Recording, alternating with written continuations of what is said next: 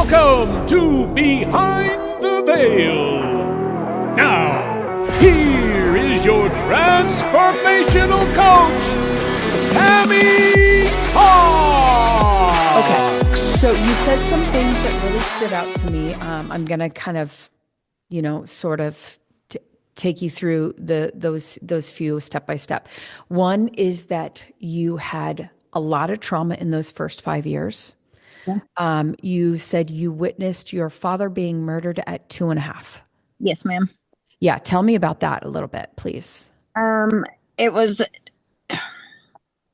he was, I was at his house and, a guy came in. My mom, he was really abusive to my mom. And they had split up and she came to pick me up. I guess it was my time to go with her. And, he said that I wasn't there and that I was at my grandmother's. So my mom was going to leave to go to my grandmother's and they got in a verbal argument. But my mom had somebody in the car for protection just in case dad did start to beat on her and I remember even being that young, honestly, I remember certain instances. I didn't remember exactly like what happened, but I remember my mom dropping me one time and that was my dad was stabbing her. And that's the only thing she could do was drop me on, to keep him from hurting me.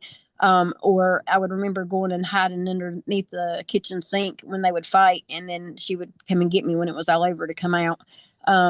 But this particular night, like the guy came in, he heard my mom and my dad arguing and he came in and, he shot my dad in the chest and then he took off and the roommate was asleep there. And, I don't know, I can't tell you how long it was before the roommate got up or if it was directly after. I don't know the time limit on that, but I do know that I was there and it did wake me up and I went out there and just laid down beside my dad. And then my grandmother and them came and they took him away in an ambulance and with the lights and sirens on. And that's like, I know for the longest time I had a fear of ambulances, believe it or not. But that was why, because they took him away and he never came back. Mm-hmm. So at 2.5, you remember this? I remember bits and pieces of it. Yeah, what I told you is what I remember. Now, there's more that is quite fascinating. I've yet to really pull out a memory that young from someone. So that's very interesting. And then also that sort of ties in because when I was reading through your information, you were talking about how the relationships you have had in your adult life have had some form of abuse. I said, okay, well, what is the abuse that she witnessed in the first 5 years that has created this pattern? And so you just said it. Your dad, you witnessed, whether you remember it or not, you witnessed your dad beating your mom. Yeah, very badly. I mean, I've read the reports and stuff that it was bad. I'm surprised she's still even alive. So yeah, but he actually was a sergeant in the Marines and they sent him overseas. And when he come back, everybody's told me that he was not himself. He would go crazy. And I'm guessing, and maybe back then it might have been, now I guess it would probably be like PTSD or something, but back then they didn't have a diagnosis for that. So, I mean, I'm just what I'm guessing because she said that he would just flip out. He was running through the swamps in Florida thinking people were chasing him and all kinds of stuff. So, I mean, he'd come back not himself for sure. Yeah, that sounds like some severe PTSD. Yeah. And then his family, after all this was done, of course, they attacked my mom while they were going to court and stuff over it. And their whole goal, my whole life, it's been a betrayal. Like it's been a lie. My whole life has been a lie because they turned me completely against my mom. They took me from my mom and moved to a different state. So when you say they, who are you referring to? Is my real dad's, his family. So it was my mom and papa, which is his parents. And I stayed a lot with them even before my dad died. And then his brother and sister, they took me away. They stole me actually from my mom during this time and took me. We were living in Tampa, Florida when my dad got killed. And they took me to Pennsylvania. And it was 3-4 years before I even got to go back and live with my mom. She finally beat them in court. But it took a long time. My grandfather, my mom's dad, called me his $1 million girl because he said that's what it damn near cost him to get me back. All the 2 attorneys through 2 states and all the back and forth. That's what he said. He lost a wife, a business, and all kinds of stuff, just in debt, trying to get me back from my mom. And they finally did win me back when I was about 6. I think I was 6 when I went back to live with her. My goodness. But I didn't know. What's your relationship like with your mom now? Now it's a lot better now. When I was, and it's recently got that way. I think me and her finally sat down and talked. Like, she would try and tell me that it wasn't her fault, and this and that, but they have brainwashed me so much to make me feel like, and I didn't know where I belonged my whole life. If I was up there, I felt like I was loved, but really the whole time it was them trying to hurt my mom. That's the only reason they done anything for me, because now that my mom and I have a relationship, they don't have anything to do with me. They won't speak to me at all, because I have something to do with my mom. But my mom told me, she sat there and told me, and I finally just had enough of the back and forth, and I wanted to know the truth. And she sat down and she told me everything. And that I felt so betrayed, like, because everything that I'm 42 years old, and everything that I believed my whole life was not true. Like, and that's why I've always felt like I didn't know where I belong. Mm. And I give her heck growing up. I'm not gonna lie, I ran away from home. I was bad when I had to stay with her. I'd go to her, and then like holidays and stuff, I'd go back up north, and that's where I felt like I belonged at. But the whole time, it was everything they done was just to hurt her. It had nothing to do with me. Do you have any lighting so I could see Yeah. you? Because you just disappeared, girl. Down. You disappeared on me. Sorry, the sun's going down. No, I know. All right, there we go. And you're Whoops. in a car. Yeah. Okay. Yeah, this is some heavy stuff, Yeah. which is very fun for me because, um, yeah, there's always I find that the root cause for all of the pain, and the circumstances, like I said, that we experience in life all go back to the first 5 years. And it makes so much sense, right? You said, I didn't know where I belonged your whole life. There was Yep. like this tug of war over me. Am I this? Am I that? Do I belong here or there? So that is quite interesting. Another thing I want to tap into is, so your mom attracted a lot of abusive relationships, it sounds like, or at least one very abusive relationship, which was your father. And then of course, the lineage, the patterning, it automatically, hey, gets dumped in your lap. So talk to me about your abusive relationships. Um.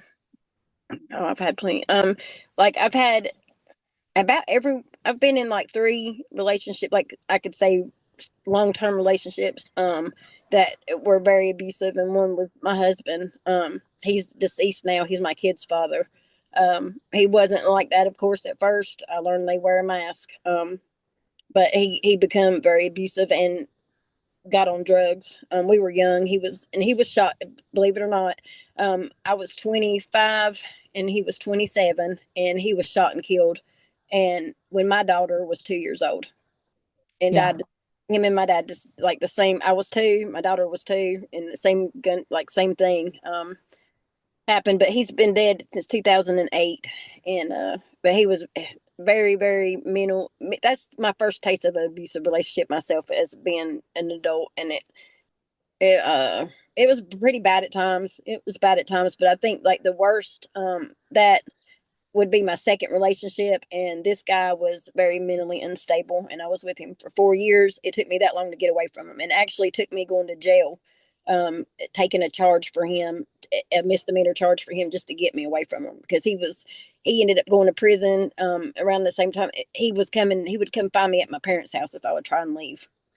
And he got me on drug. Well, he didn't, but he introduced me to drugs around that time too. And I just lost my husband, our home. My parents had to help me with my kids, because I didn't have to work with my husband. He made good money. I didn't have to work. So when we paid our bills on time, but just not ahead. So whenever he died, like, I lost everything. I lost myself in the process. So I really allowed myself to be this guy's pawn, I guess. He was bad. He would tie me to trees. He would tell me people was coming to kill me. I remember one time he woke me up, hitting me with a metal pole, because he said that this is crazy, but said my husband was fingering me through my bed, and my husband was dead.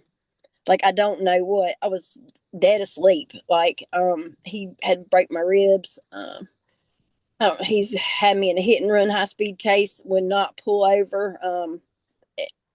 It got at me flee. I mean, I was hurt really bad. I dislocated my knee, broke my ankle, gashed my other leg open. So it was bleeding so bad that my pants were stuck to me.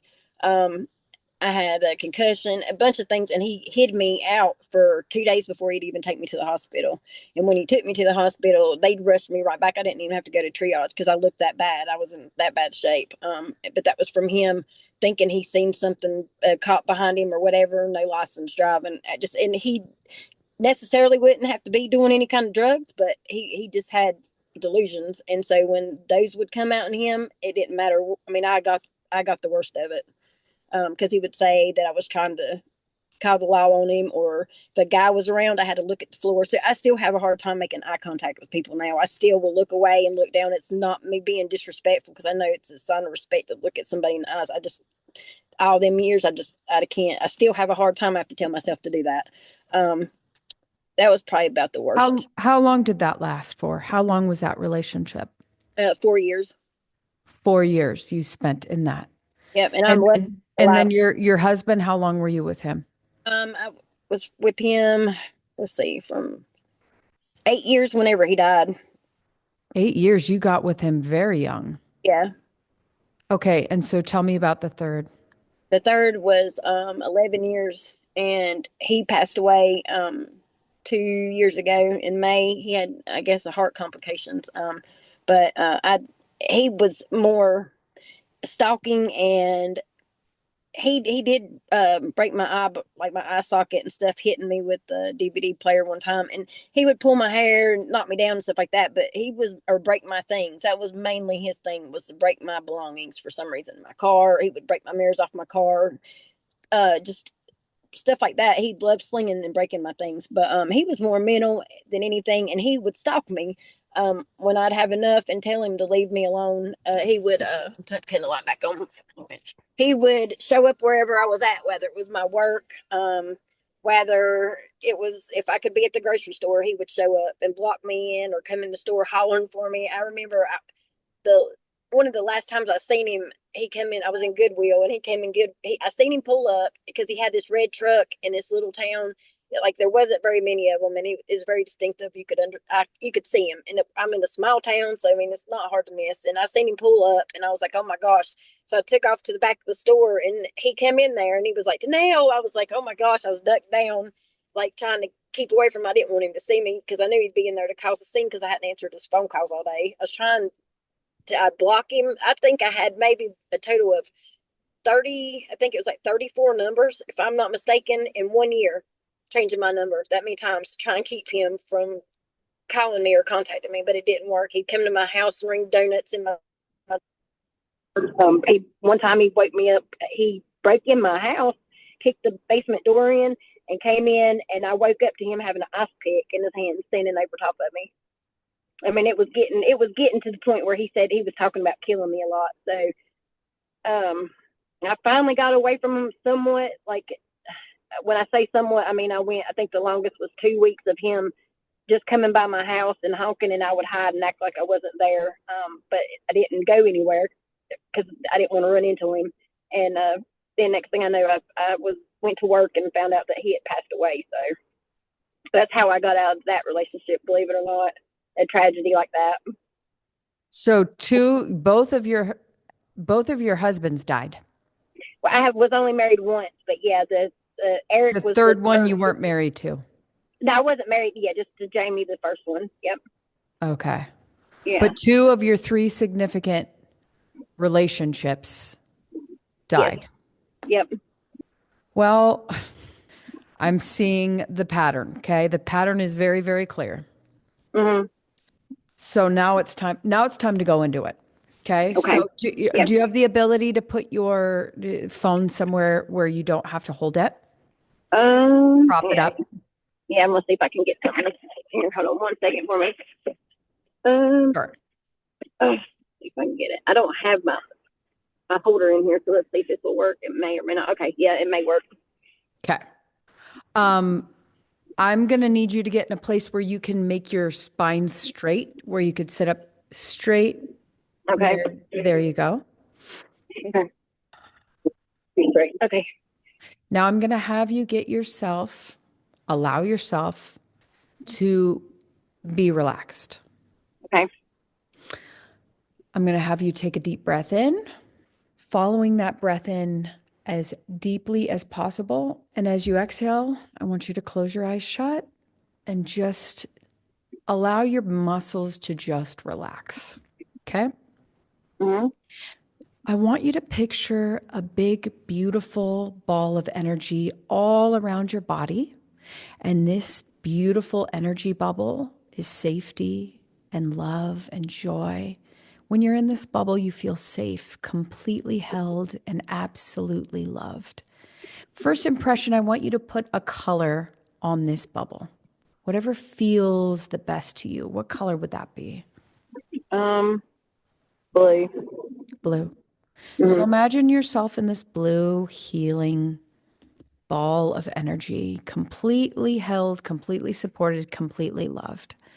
And I want you to recognize, as we speak about this pattern you have, I want you to just remember that at any point in time, if you need to feel safe and loved, I want you to connect to this blue color. And while you're in this blue bubble, I just want you to become aware that nothing can harm you, nothing can get to you, nothing can hurt you as long as you're in this big blue bubble. So at Okay. any point in time, as I take you on this inner journey, if you feel your heart beating a little too fast, I want you to just connect to the blue and allow that calm, beautiful energy to sink even deeper into the cells of your body. Okay.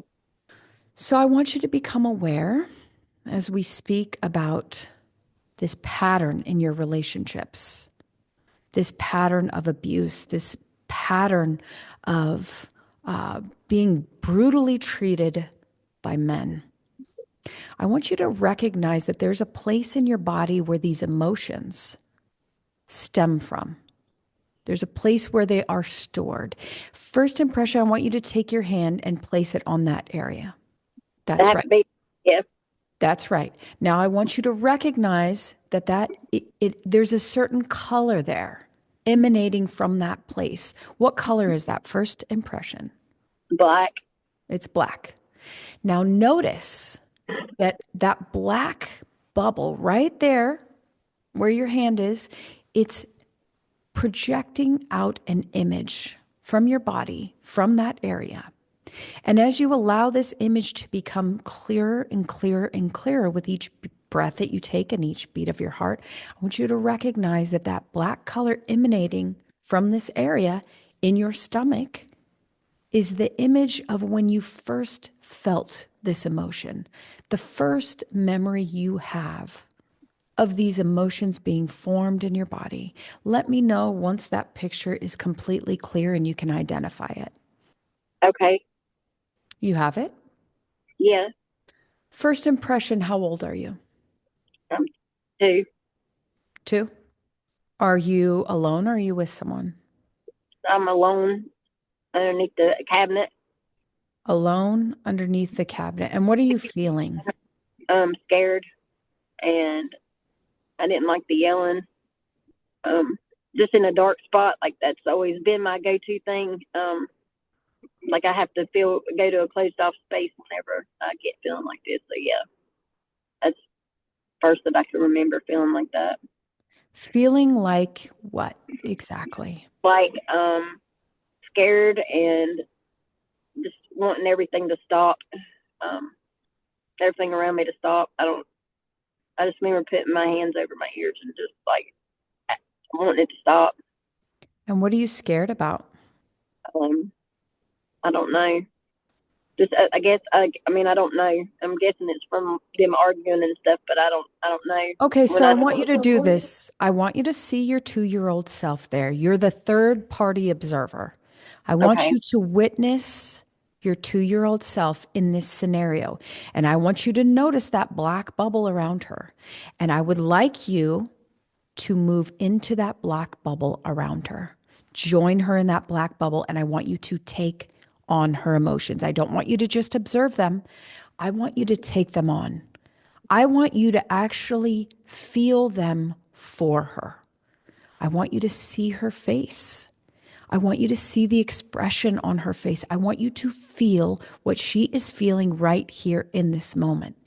And it should be a little bit like threading the needle. We're going to move through this black bubble until it's completely dissolved, resolved with so much ease and grace and flow. So I want you to act like you're threading the needle, and I want you to move through that black bubble, and I want you to feel this emotion for her. What is she scared of? I don't want my dad to hurt my mom. You don't want your dad to hurt your mom? Yeah. What else are you scared of in this moment? That he's going to find me. What else are you scared of in this moment?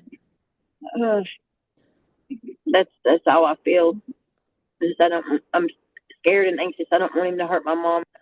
I mean, and for some reason, I feel like I'm in trouble. I don't know why. You're in trouble? That's what it feels like. Like when you're a kid and you know you're in trouble and anticipating what's going to happen. That's kind of how it feels like. I want you to feel even deeper into this 2-year-old version of yourself. Moving through that bubble, what are you believing about yourself in this moment? I just feel unwanted. I don't know. Just like again, I don't belong. I don't know if I caused them to fight that day or what. I don't know. I just feel like I'm in trouble. Something's my fault. Everything's always my fault. That's all. That's as far as I can go. I don't know. I'm getting a blank now. So everything's your fault. Yeah. You don't belong, and you're unwanted. Yeah. And you're in trouble. Yep. Of which of those statements seems to be the deepest? What resonates the deepest, as if it's something you say to yourself quite often underneath your breath anytime something goes wrong? That's my fault. Everything's your fault. Yeah. Okay. What color is that black bubble now? Is it any different? Like a gray. It's gray. Perfect. I want you to continue to move through that bubble. Now, this time, I want you to pick up your 2-year-old self, and I want you to feel the fear that she's experiencing right now in this moment. As if for you to experience it, you're eradicating it from her pattern. Pick her up in your arms. I want you to hold her, and I want you to tell her everything that she needs to hear from you right here, right now, in this moment. That is not your fault, and that you are loved, and it will be okay. That everything ends up being okay. I don't really know what to say. What does she need to hear from you? You're safe. Yeah, I'm safe. You're special. You belong. Yeah. You've done nothing wrong. There's nothing to be ashamed of. You belong right here with me. In fact, I've come all the way back from the future just to be here with you in this moment when you need me. That's how special you are. You are so special that I will come back whenever you need me to. That's how special you are. Nothing's gone wrong here. Nothing is your fault. You are absolutely perfect. You are safe. Everything's going to turn out all right. What else does she need to hear from you in this moment? What will help her to feel better? What does she need to let go of? I don't know. Ask her what she needs to hear from you to feel safe. What do you need to hear? Feel safe? I don't know. Ask her again until she tells you clearly, because she wants you to know. And all I want for you is to be open enough to hear her voice. There's no separation between you and her. She lives within you, and she always will. She wants to speak to you now, and I want you to hear her. Ask her what she needs from you to feel safe. What do you need from me? A hug. Yeah, good. Hug her. And as you hug her, I want you to give her your blue bubble. That's right. I want you to give her your blue bubble. I want you to put it all around her. And I want you to tell her that this is a gift from you to her that she could have at any point in time when she needs it to feel safe and loved and cared for, and that she deeply belongs. Can you see the expression on her face change as you give her this gift of this healing blue bubble?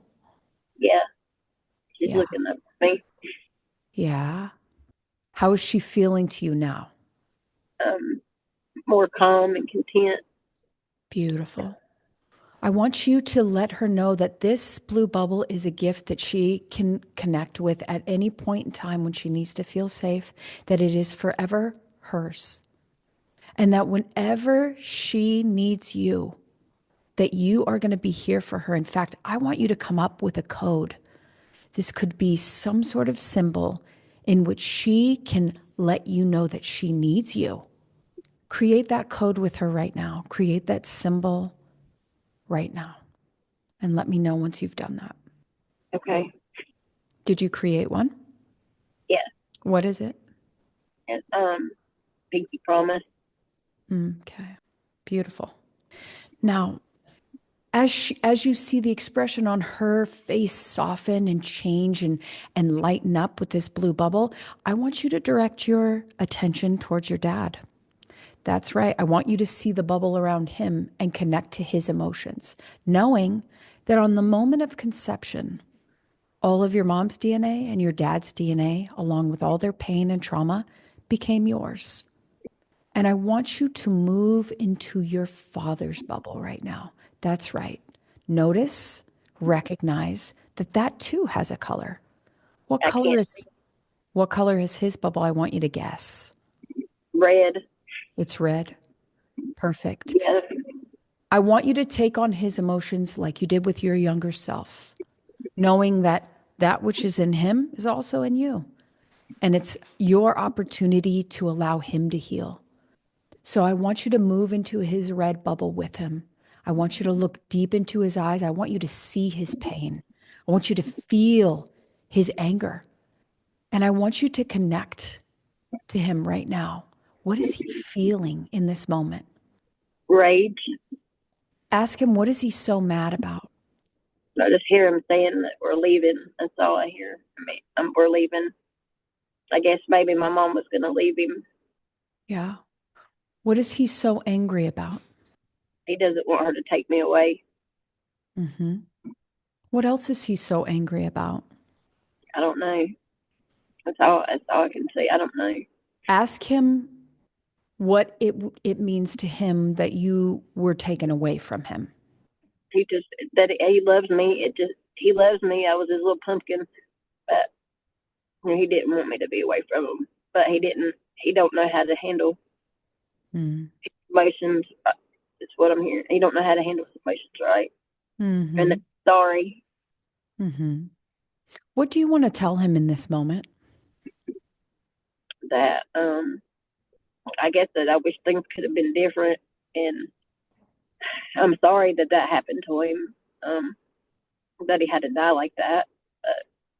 If he would just, I don't know. I'm angry at him, I guess, because he didn't get help, and they tried to give him help. He didn't, and he wouldn't take it to fix whatever was wrong with him.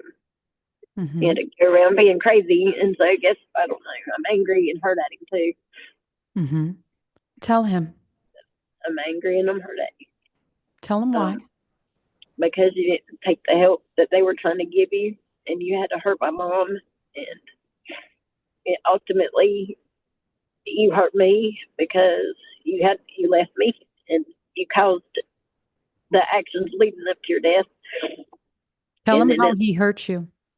He hurt me. I mean, you hurt me because I've had to go my whole life not knowing where I fit in because of your actions. You hurt my mom, and then your family had to hurt me because you were gone. It all started with you, with your abuse, with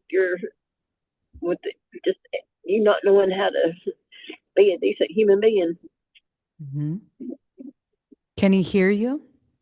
What is his response to your feelings? Looking away. Mm-hmm. What else?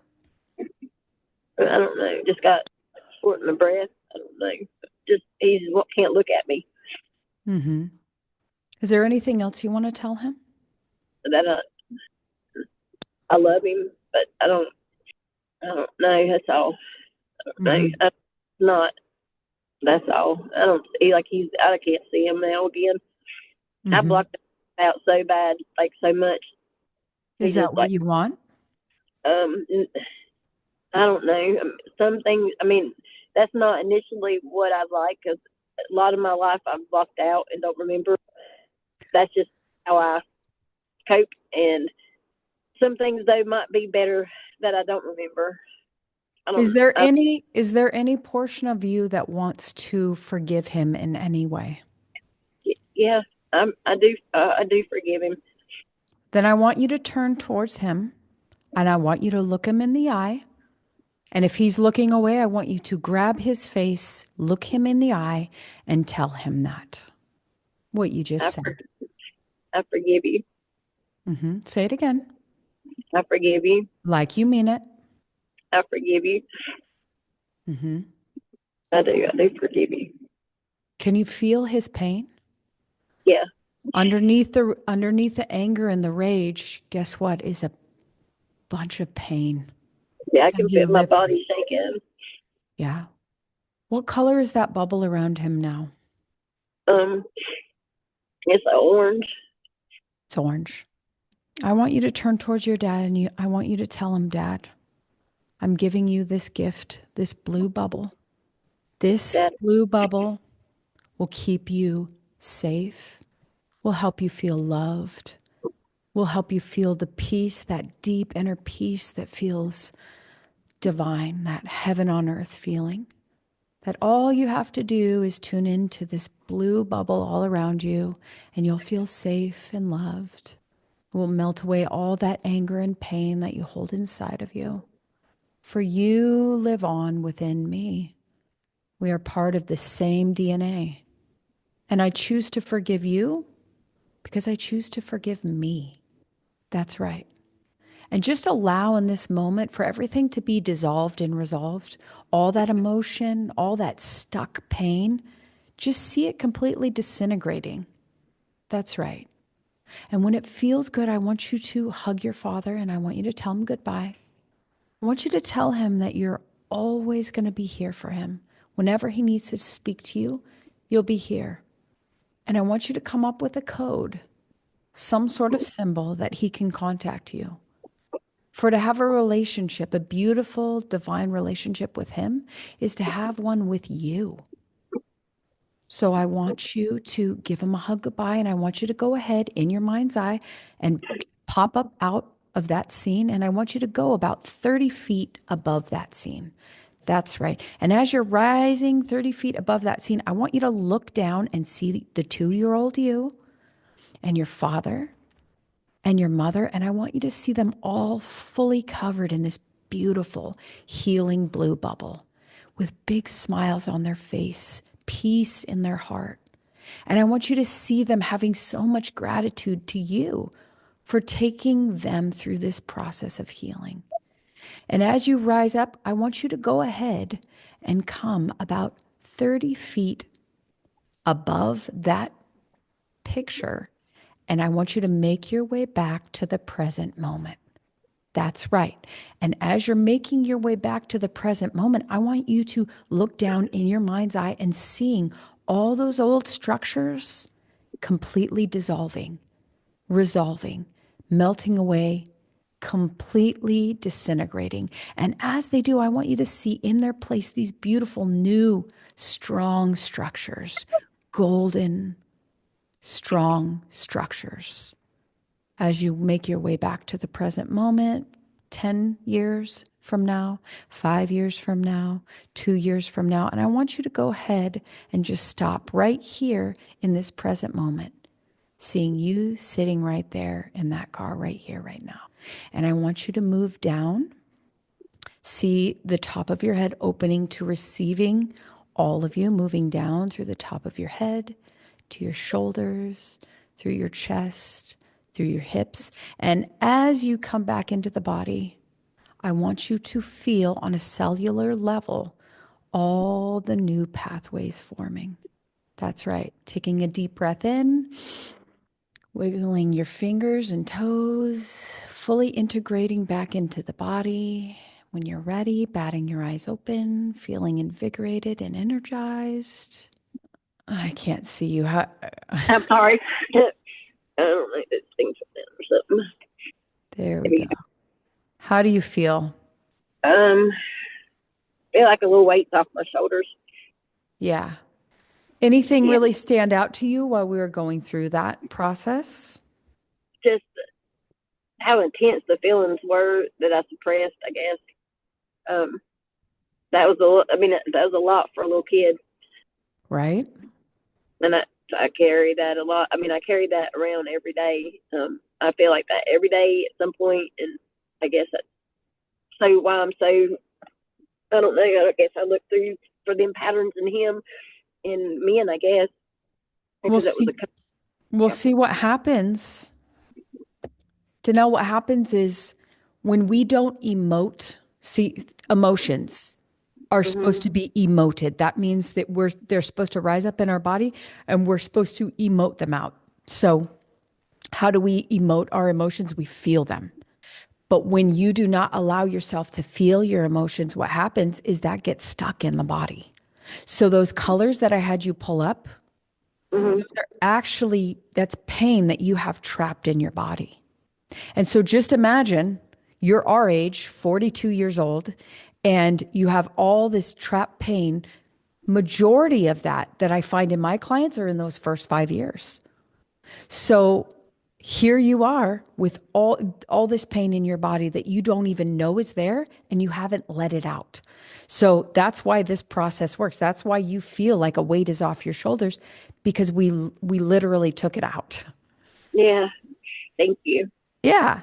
So, like I said, this is step one. If you want to go any further, I'd love to take you. But your gift to you, I mean, you have experienced immense trauma, not only in your childhood, but also in your adult life. You have a lot to work through. I know. And so my heart's desire would be that you continue to let this little girl feel her feelings until it's all out. Have such an intimate relationship with you, and think about yourself as every age you've ever been still exists within you, with all the pain that she experienced at every single age, in every single moment. If you have not felt those emotions, which I find almost impossible, right? You've got all this pain. And the reason why you're attracting these kind of men is because of these beliefs you hold. Everything is always my fault. That is a belief that is so deeply ingrained on your subconscious mind that you don't realize that it is touching every single relationship in your life. So, hold on one second. I think my battery just ran dead. I'm listening. I'm sorry. oh no, do you want to start your car so it doesn't go dead? Hold on one second. Sorry. I think just where I had the lights on, it run it dead. Are you still there? I think she's gone.